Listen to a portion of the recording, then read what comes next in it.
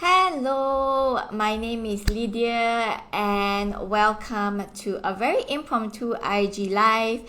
And in fact, the topic only came about this morning when I felt like the universe was actually sending me a sign with the photo about how it was like for me when I was taking care of my son and also managing my insurance business during COVID times. And then it actually brought about some memories and the importance of safeguarding mental health, especially when I totally had no idea about how to take care of my mental exhaustion back then. And this is something that's very relevant because I am moving into my next second delivery very soon. So when I actually saw the picture, I actually realized how important it is for me to bring up this topic, because postpartum depression, postpartum anxiety, or even baby blues is extremely common among mothers, new mothers especially. So even I for myself, I did feel, even though I was not diagnosed, but I did went through that period of time. And of course, through that struggle, then emerged time freedom. So here I am trying to debunk a myth, which is your life looks perfectly free from problems.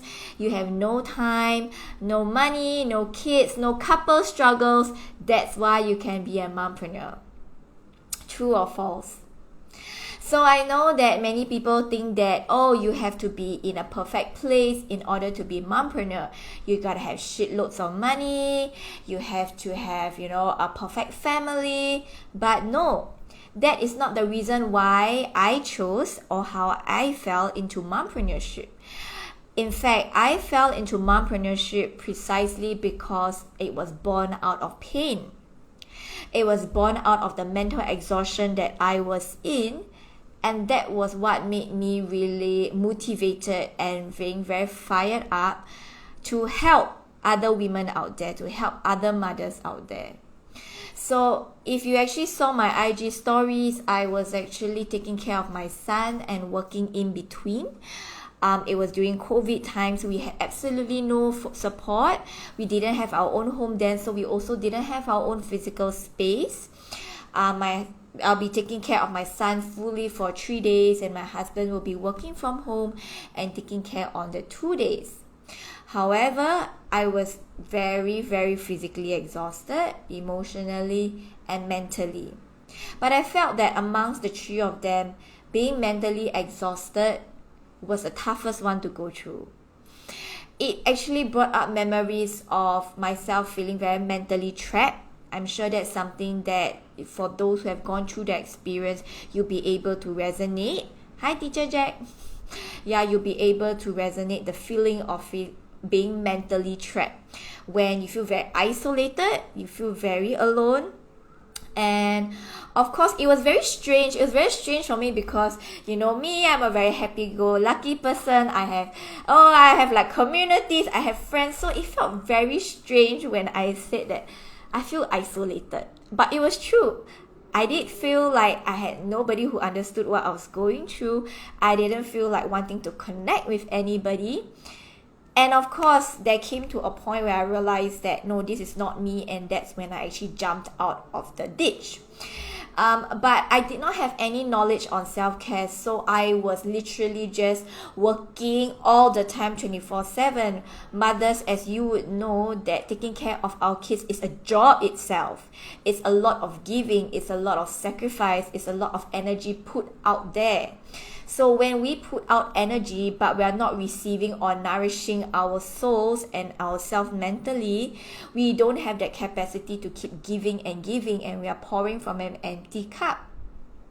So what I was going through was on 3 days when I was taking care of my son. In between, I would still be doing work. I had no idea what I was doing then. It was so time inefficient. When I put him down for naps, I'll be taking out my laptop, getting things done. And sleep when the baby sleep.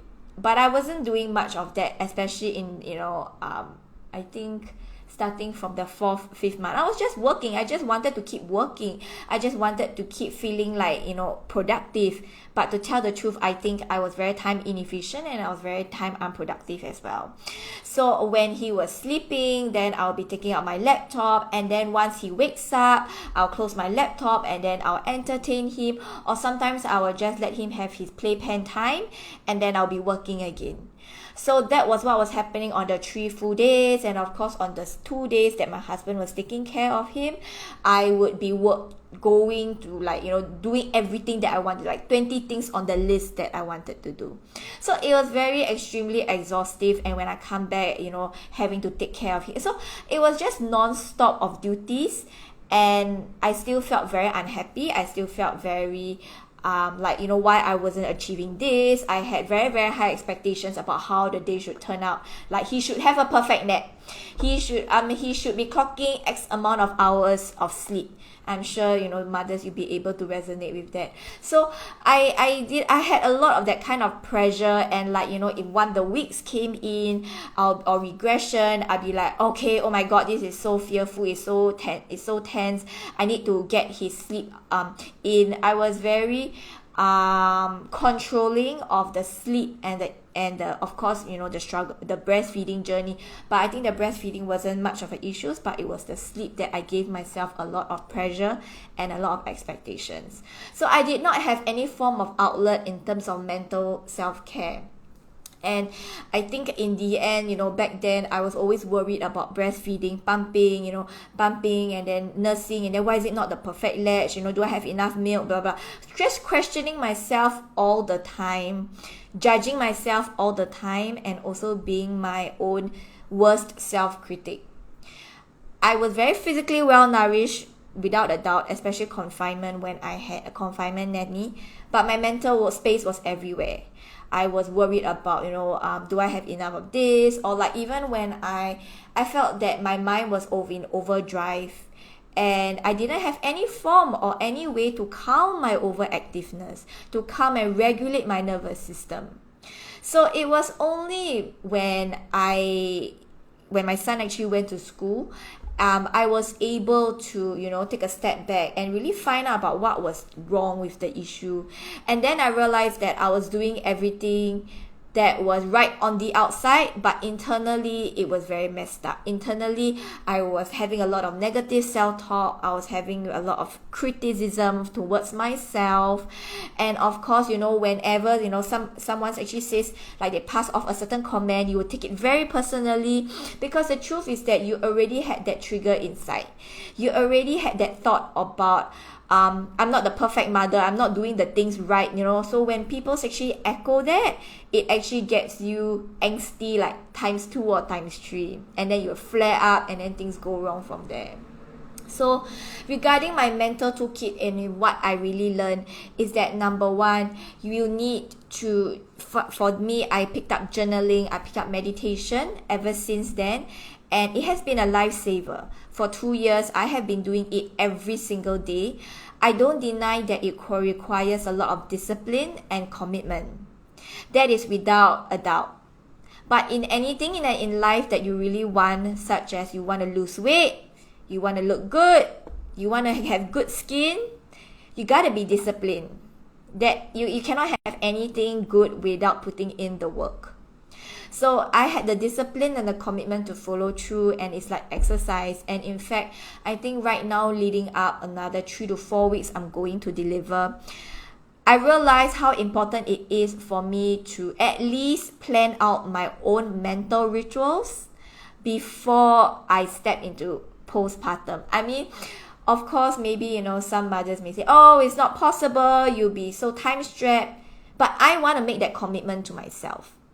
I want to do myself justice, and I'm not going to repeat what happened in the first round. I'm not going to put myself in a space where I am going through mental exhaustion and I'm not giving my best, because right now I do have a toddler, not toddler anymore. He's a preschooler to take care of. I have my own space. I have learned whatever that I needed to. And just applying the skills, just, putting in the discipline and the commitment to go ahead and follow through with the mental self-care. So there are 3 things that I would like to bring about on the benefits. Number 1, it releases mind clutter and brain dump. And in the past, I used to rely a lot, like this was even before I became a parent. I was eating melatonin to sleep, and I was only in my 20s. My mind was always in overactive mode. I couldn't stop thinking about work. I didn't have any energetic boundaries when to stop work. So when you keep overthinking, you end up having a lot of fears coming in. You end up having a lot of doubts and judgment that come in. So one of the things that I realized that journaling really helped me was to release the mind clutter or brain dump. And it has helped me gain a lot of good sleep. Right now, I actually can sleep naturally without any form of medication. Although sometimes if the baby kicks, I need to take diclactin or something because I really need the rest. But I realized that it definitely was not like in the past where I had to eat melatonin every single night.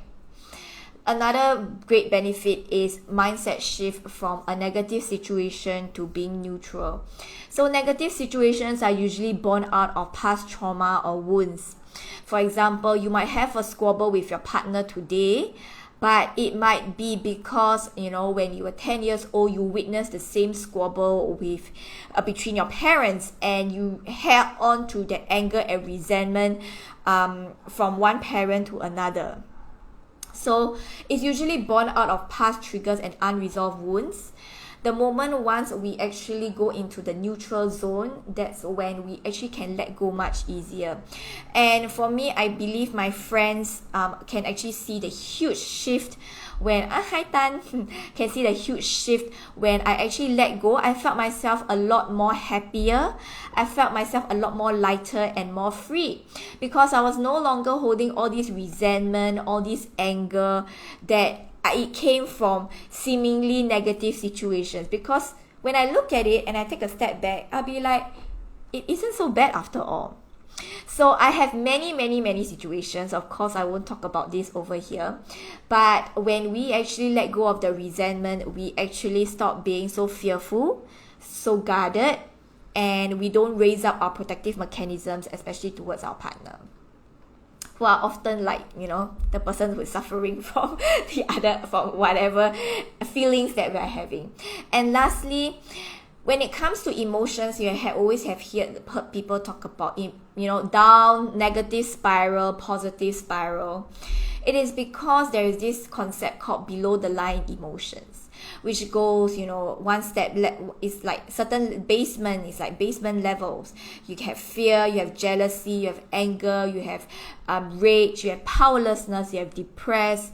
So what we want to do is not to actually skip to happiness directly, or what we want to do is actually go to just neutral. That's good enough. And I have so many examples of this. So for example, yesterday when I actually had a tense moment with my partner, I actually felt myself going into this fearful or this protective mechanism mode, wanting to defend myself because that is our fight or flight mode. And what I realized was that, hey, where is this coming from? And I realized that it may have been, born out of the past, other quarrel that we had before. So I actually did journaling, I did meditation to release the tension. And I think true enough, when I went back to sleep, I was so much better. And I didn't feel any anger towards him at all. If it were to be me in the past where I didn't know journaling, or I didn't know how to brain dump, or didn't know how to release all these negative thoughts, I would end up feeling and bringing the anger to bed and wake up feeling like shit again the next morning. So this is one thing that I would really love to bring through, especially as right now I'm planning for, It just struck me like, why am I, thinking about baby breastfeeding? If you actually saw my stories, I was, even in a BMSG meetup group trying to refresh my memory about breastfeeding. I'm thinking about baby sleep. I'm actually thinking about like, how to take care of newborn. But why didn't I think about taking care of myself? So I felt that, with yesterday's tense moment between me and my partner, it actually was universe way of knocking on my door and saying that, hey, you have to safeguard your mental health and your mental self-care when you deliver and after you deliver especially. And I think that actually came about, as well as yesterday night. It happened to be one of the nights that my baby kept kicking all night and I couldn't sleep, so my sleep was also very broken.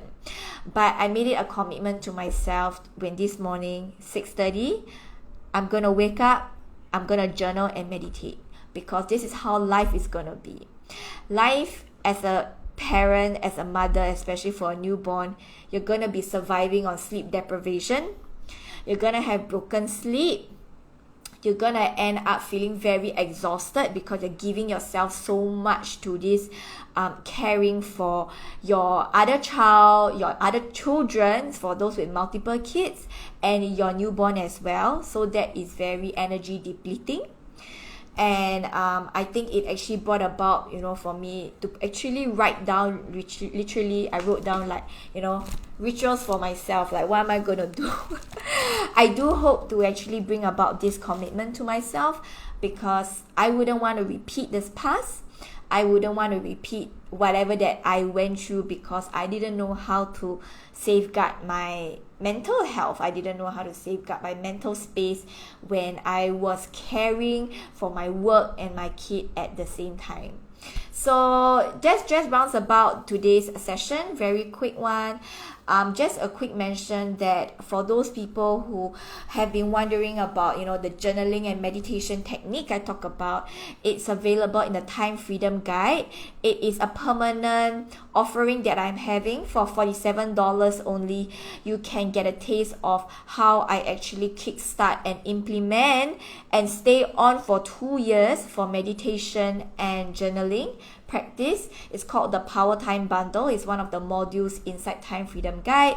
And I'll also be speaking about the 3 myths about mompreneurs, which is not one of these, so this is something special, on rhythms of parenting, which is a Zoom webinar kindly collaborated together with Muse Arts and the Mindful Parent on 2nd of December 2023. So sign up, as it is totally free. We're going to be talking about music, we're going to be talking about how babies see the world, and of course through my lens as a mompreneur.